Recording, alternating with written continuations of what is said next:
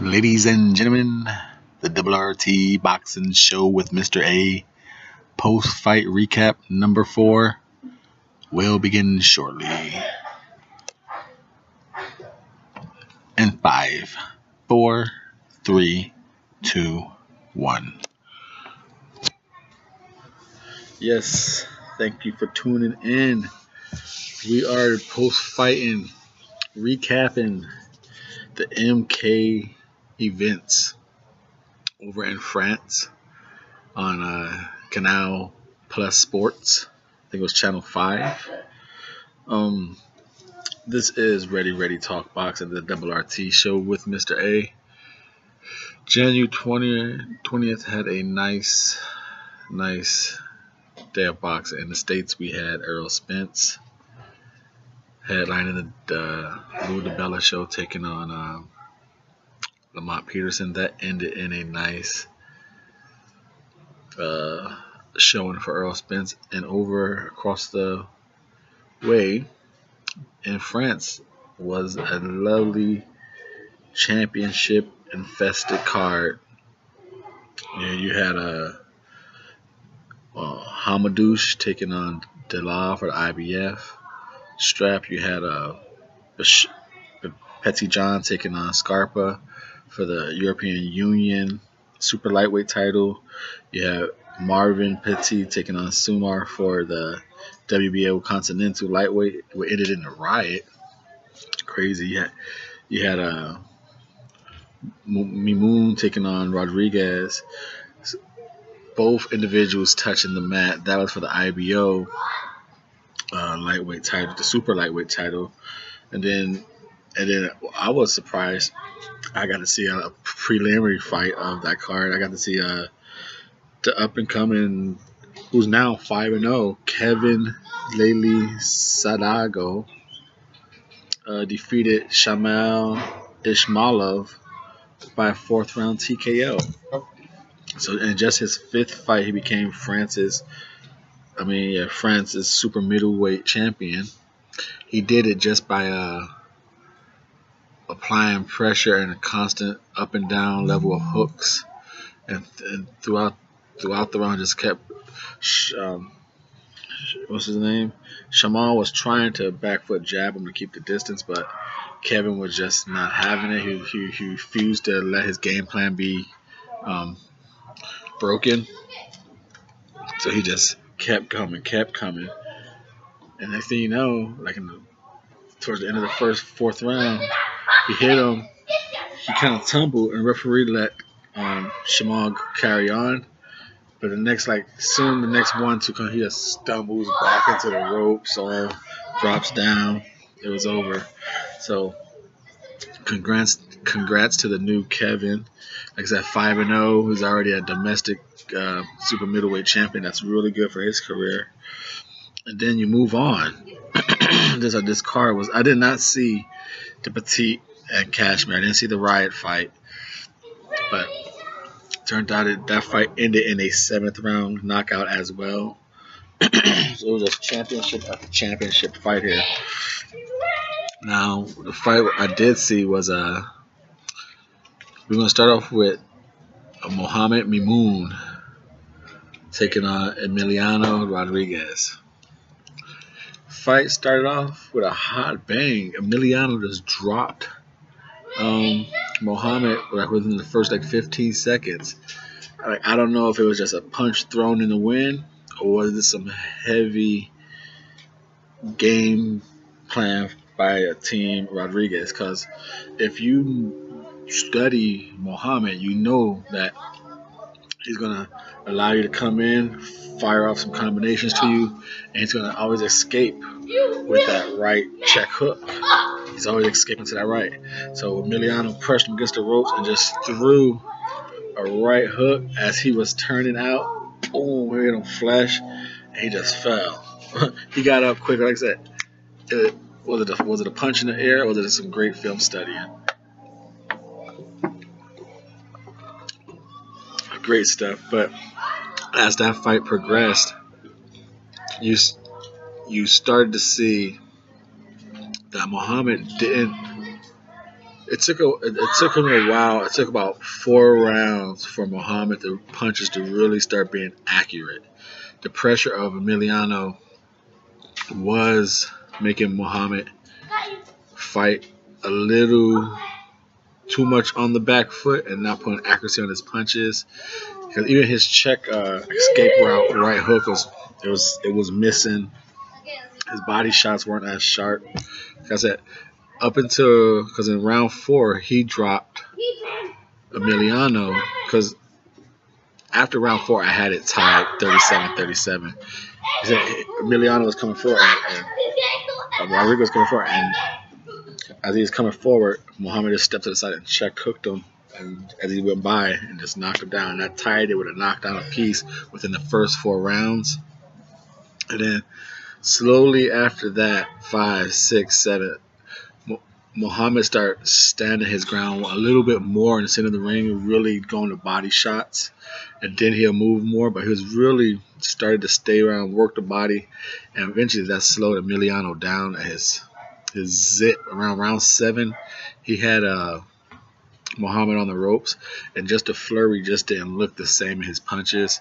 So then around 8, Muhammad was basically just able to use his ring movement again, work the body, and just kind of coast on to that victory. It was a really good fight, though. I did not expect Muhammad to be in that type of trouble for the first 5 rounds of that fight. I thought he would do what he did the second half of the fight from the get-go. But hey, it's boxing. It's boxing. And then after that, we have the Frank Petitjean taking on Andre Scarpa. Now this was a fight. One, I did predict this wrong. I was so close. I was like, I would go with the longer, linkier guy. But as you know, he leans back, and Frank would just come in with the up and down speed, in and out, in and out. He showed how to fight when the length is at your advantage. You got to fire off combination. You can't just look for one shot against a taller, linkier guy. So what Petitjean was able to do with his foot speed and his hand speed, he was able just to go in, release 1, 2 hooks, and get out the way. And then as that kept building up, he was able to actually start to walk Scarpa down. And Scarpa, he did not look impressive.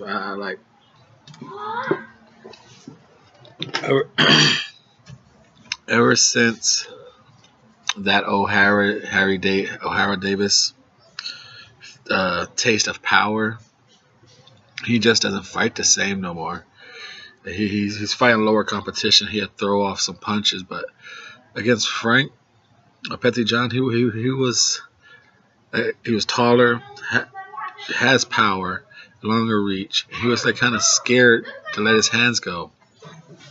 He was scared to get countered by the smaller man, and it's not a good look. I was watching that fight. I was not pleased with just his body language. And Petitjean, he moved all around the ring on him, in and out. Let whatever punches he go. He got rocked once, I think round 4. Cause he just got caught coming in, and he did this stumble. I show you what type of shape he's in. His legs buckled, but he just was able to catch his balance, stumble back, cover up on the ropes, took the onslaught that Scarpa tried to unleash, take advantage of the situation. But he gathered himself and just rode it on out for the rest of the fight. Moved around the ring, rushed in him, 1, 2 his chest. I felt like he was hitting his chest, his arms, his body, hooking him. Like I said, it got to the point where he was able to walk Andre Scarpa down and do whatever he wants. Good performance by Petitjean. Did an excellent game plan. But as one, I picked Scarpa. You know, it always sucks to get your picks wrong. But as a boxer, it's like, dude, this was disappointing. You did not show up at all. So, but great performance by Petitjean. His for the style he put on and neutralized Scarpa. It was a beautiful thing of boxing to watch. And like what was Scarpa gun shy, or was it the actions of Petitjean making him gun shy? So, but that was a good fight. And then like I said, that was Muhammad's and Petitjean's fight. We had Kevin. Then we had the Riot fight, and then we move on down. So those are all title fights.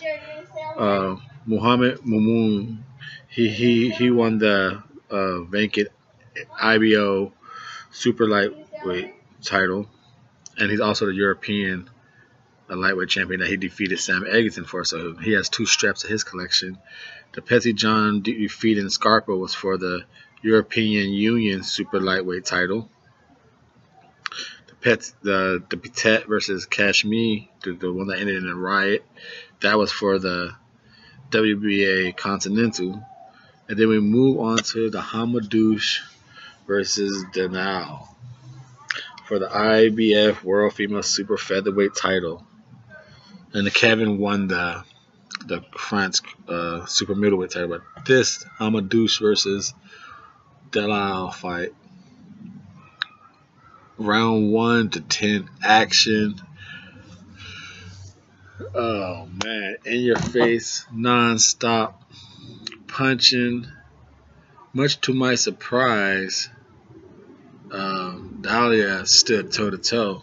I thought she would kind of move and bang it out and try that way, but I guess she figured I need all the energy I have, and if I try and waste energy trying to move around the ring, that's gonna let Hamadouche just unload on me. So she stood right there and basically toe for toe, just hooks for hooks, punch for punch. Because Hamadouche is just coming in her straight force, da, da, da, da, da, da, da, a few little body hooks. But Hamadouche comes in, and you saw what Hamadouche's weakness was. That Dahlia did show it a little more. Not only does Hamadouche punches very rhythmic and timely, she gets into a habit of squaring her feet up, so she can't always generate as much power on her punches. Even though she was rocking Dahlia with some good stuff, imagine if she had her feet set in a proper technique, she probably would have knocked her out. Because how Dahlia was standing up through some of these moments, I don't know. Like, there was at least 3 moments in that fight where she cracked, Hamadouche cracked her with a hook or a straight right, and for like that split second, when boxers go, like they like, whoa, like you can see their eyes just like lose it for a couple seconds, but they're right back like a half a second later. She got Hamadouche cracked Dahlia with at least 3 of those in a 10-round fight, in a 2-minute 10-round fight too. So she was just unloading, but Dahlia was not there to be just a cakewalk. She's uppercutting her, catching her coming in. Like that. Dahlia she hit her with everything she had, and give it to Hamadouche. She has a good old chin on her, and a good, because she was taking some shots, but delivering them. And the body game. I think the body game really paid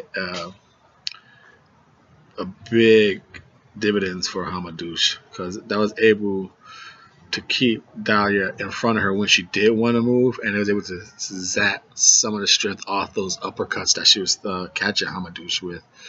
Like, Hamadouche, we knew her defense was her offense, so she was able to take some good shots, but just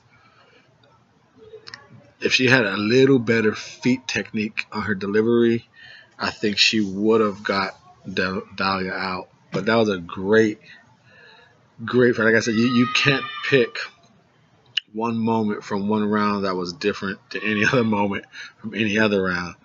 From round 1 to round 10, those 2 women went at each other, hook for hook, uppercut for uppercut, straight for straight. Like, if over here in the States, you know, there was fight of the year for they gave it to Francisco Vargas and Salido one year. This was just that type of fight. You know, it was a great just back and forth action fight. And that is the post fight recap for the MK events on January 20th. This is the Double RT show. Thank you for tuning in. If you have a chance to go watch these fights, go check them out. Especially the Hamadouche and Dellal fight. You will be entertained to your gills. You know, you're gonna be breathing some different stuff watching that fight. That fight is just highly entertainment. Thumbs up the video, thumbs up the channel. Appreciate all your support. Thank you guys. Stay tuned for the next episode. Mr. A is out. Ready, talk boxing. The Double RT show with Mr. A. Please subscribe.